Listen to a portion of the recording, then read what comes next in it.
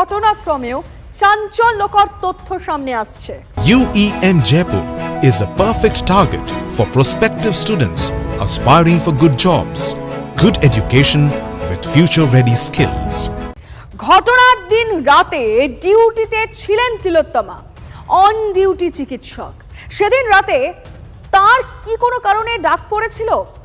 এই প্রশ্নের উত্তরেও তদন্তকারীদের প্রশ্নের মুখোমুখি হওয়া একাধিক ব্যক্তির বক্তব্য অনুযায়ীও বিস্ফোরক কিছু তথ্য উঠে আসছে। ভোর ৩টে নাগাদ এমার্জেন্সিতে সংকটজনক অবস্থায় ছিলেন এক রোগী। অধ্যক্ষ শিবিরের জুনিয়র চিকিৎসকদের দাবি, সেই রিপোর্ট তিলোত্তমা দেখেছিলেন, যদিও চেস্ট মেডিসিনের পিজিটিদের একাংশ সেই দাবি মানতে নারাজ। তাঁদের বক্তব্য, ভোর ৪টের পর এক রোগীর শারীরিক অবস্থার অবনতি হয়। স্লিপ রুমে ছিলেন ২ প্রথম বর্ষের পিজিটি। স্লিপ রুমের উল্টো দিকে সেমিনার রুম, আর সেখানেই ছিলেন তিলোত্তমা। তার খোঁজ কেউ করেনি, কারণ নজরে যায়নি সেমিনার রুমে কি চলছে। যেখানে ছটফট করছিলেন ওই মেয়েটি, যে ঘটনা সেই মুহূর্তে তার সঙ্গে ঘটছিল, কিচ্ছু জানতে পারেনি। ঠিক উল্টো দিকে থাকা স্লিপ রুমে যে ২জন পড়ুয়া ছিলেন, যে ২ চিকিৎসক ছিলেন। আমি সৌরভ দত্ত আমাদের প্রতিনিধির কাছ থেকে উত্তর চাইবো সরাসরি। সৌরভ,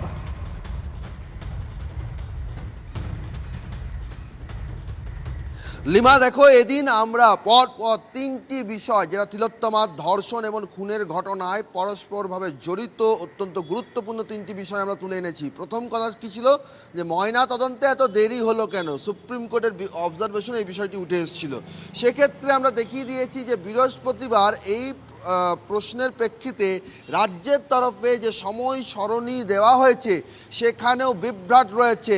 আসল যে নথি সেখানে 2:45 দুপুর 2:45 9ই আগস্টের কথা বলা হয়েছে। সেখানে সুপ্রিম কোর্টে রাজ্যের তরফে যে নথি পেশ করা হয়েছে সেখানে বলা হচ্ছে বিকেল 3:40। কেন?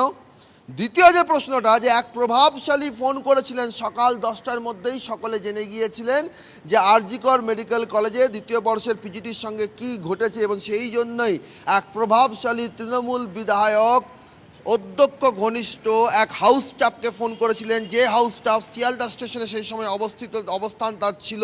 সেখান থেকে সে অধ্যক্ষ ঘনিষ্ঠ 2জন ইন্টার্নকে ফোন করে, যারা হোস্টেলে ছিলেন, তারা ওয়ার্ডে যান।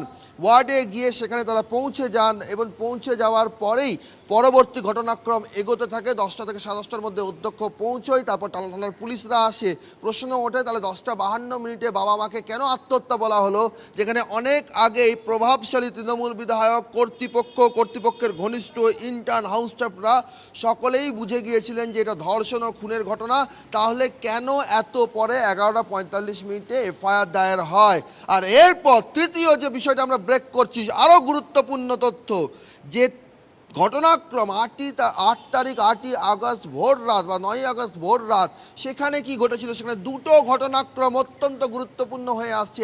এক, বিকেল 3টে, ভোর 3টের সময়, 9ই আগস্ট ভোর 3টের সময় এক পেশেন্ট, এমার্জেন্সিতে একজন পেশেন্ট এসেছিল, যাকে সেখানে কর্তব্যরত হাউস স্টাফ গিয়েছিলেন 3rd ফ্লোরে। সেখানে গিয়ে সেই এবিজি রিপোর্ট দেখানো হয়। এই রিপোর্টটা কাকে দেখানো হয়েছে?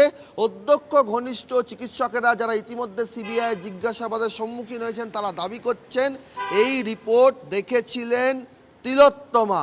সেই সময় অন্য 2 পিজিটি, যারা প্রথম বর্ষের পিজিটি, তারা কোথায় ছিলেন?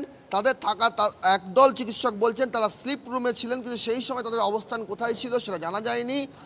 হাউস স্টাফ জিজ্ঞেস করেছিলেন বাকিরা কোথায়, তখন তিলোত্তমা বলেছিলেন বাকিদের খবর জানি না।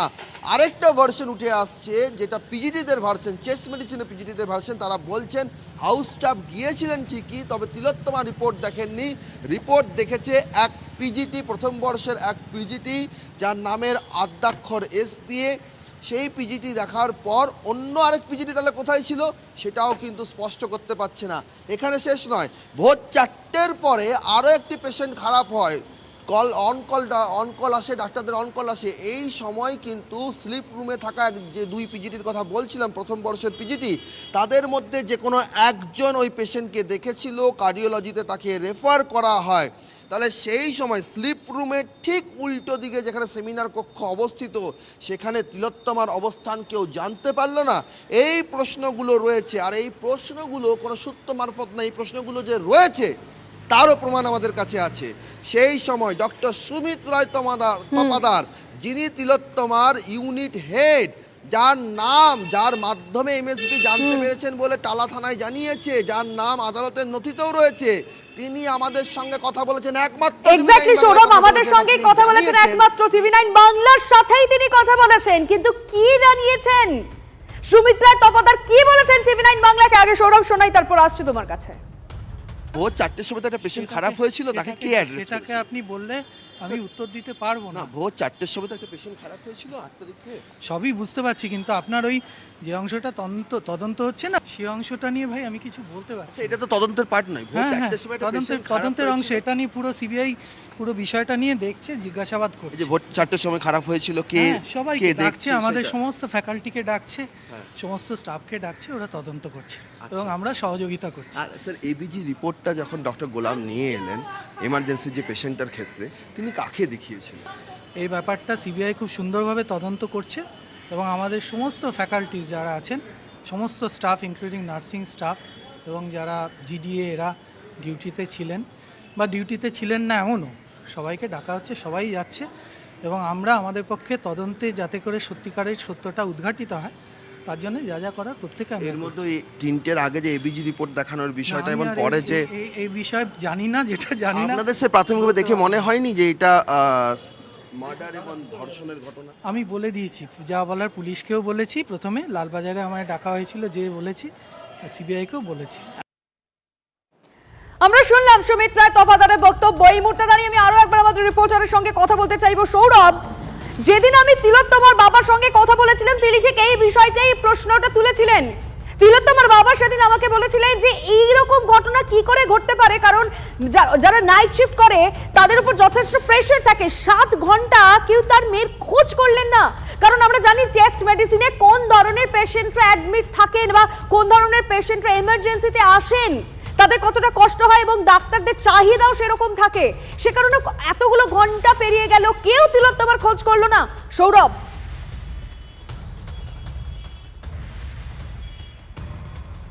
একেবারেই দেখো লিমা, যে কথাটা বলছিলাম যে টিভি9 বাংলা এই মাত্র যে খবর ব্রেক করলো যে সেদিনের দুটো ঘটনাক্রম, 1-3টের সময় এবিজি রিপোর্ট কে দেখেছিলেন?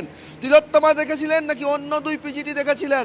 আর 2-4টের পরে যে পেশেন্ট খারাপ হয়েছিল তাকে কে অ্যাড্রেস করেছিল, কার্ডিওলজিতে কে রেফার করেছিল, সেই দুটি ঘটনাক্রম যে ঘটেছে, ডক্টর সুমিত রায় তপাদার টিভি9 বাংলায় বলে দিলেন, হ্যাঁ এই সমস্ত ঘটনাগুলো সিবিআই তদন্তের আওতাভুক্ত, সিবিআই এই সমস্ত বিষয়গুলো খতিয়ে দেখছে, সেই জন্যই জিজ্ঞাসাবাদ চলছে।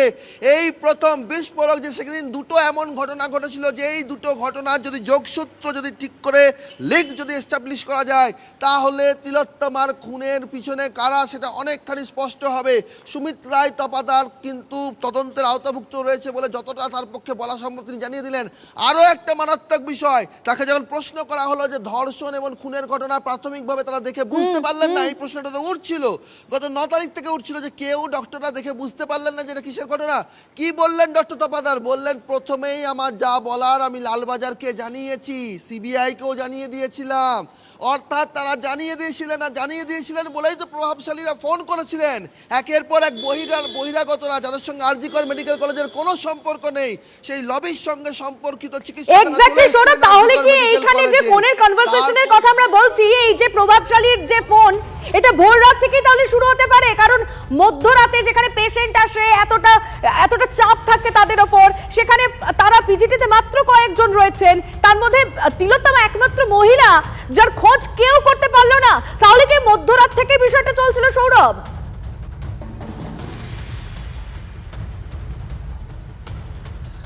লিমা দেখো, এখান থেকে মধ্যরাত থেকে চলছিল কিনা সেটা এখনো তদন্তের অনেকটা সাপেক্ষে, এখনোই আমরা সেই জায়গায় বলার নেই। কিন্তু আমরা যদি যে টাইম লাইনটা 9:30 যেটা শীর্ষ আদালতে পেশ করা হয়েছে, যে সেই টাইম লাইনটাকে যদি একটা মাপকাঠি ধরি, তাহলে তুমি দেখো 10:15 সময় একজন প্রভাবশালীর ফোন পাচ্ছেন অধ্যক্ষ ঘনিষ্ঠ এক হাউস স্টাফ, যে শিয়ালদা কোর্টে দাঁড়িয়ে রয়েছে।